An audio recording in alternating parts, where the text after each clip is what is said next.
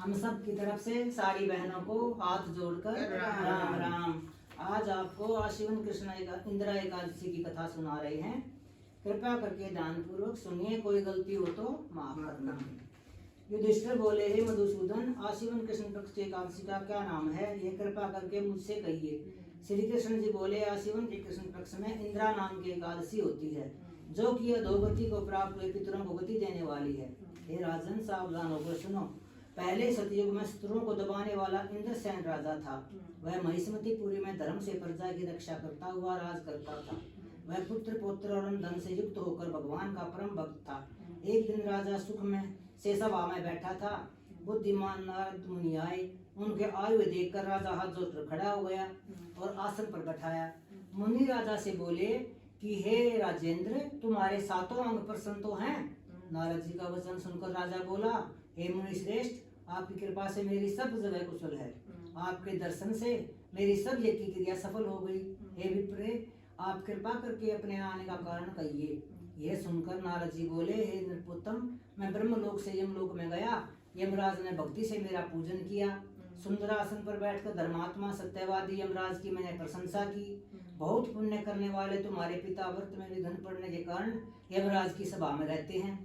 हे जनेश्वर, उन्होंने जो संदेश कहा है उसको तुमसे कहता हूँ। उन्होंने कहा है कि पूर्व जन्म के किसी भी दिन के कारण मैं यमराज के निकट रहता हूँ। हे पुत्र, इंदिरा के व्रत का पुण्य देकर मुझे स्वरूप को भेजो। हे राजन, पिता को स्वरूप भेजने के लिए इंदिरा एकादशी का व्रत करो।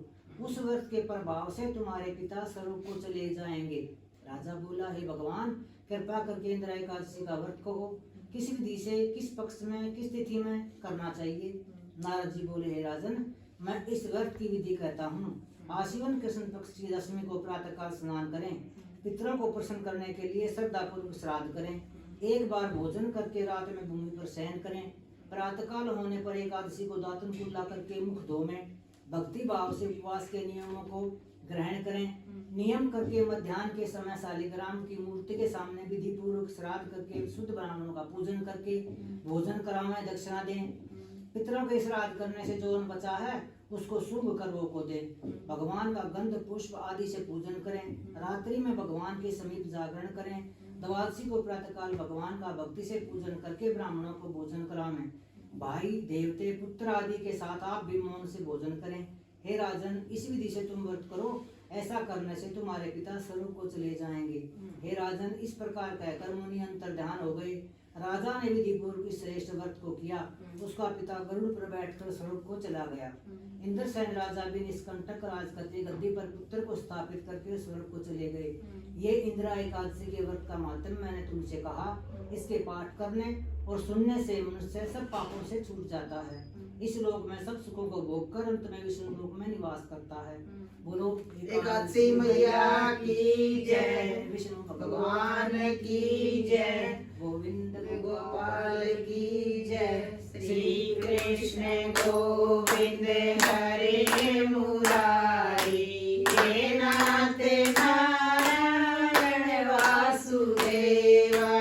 श्री कृष्ण गोविंद हरे मुरारी, हे नाथ नारायण वासुदेवा। हे नाथ नारायण वासुदेवा, हे नाथ नारायण वासुदेवा। बोलो वासुदेव भगवान की जय, एकादशी मैया की जय।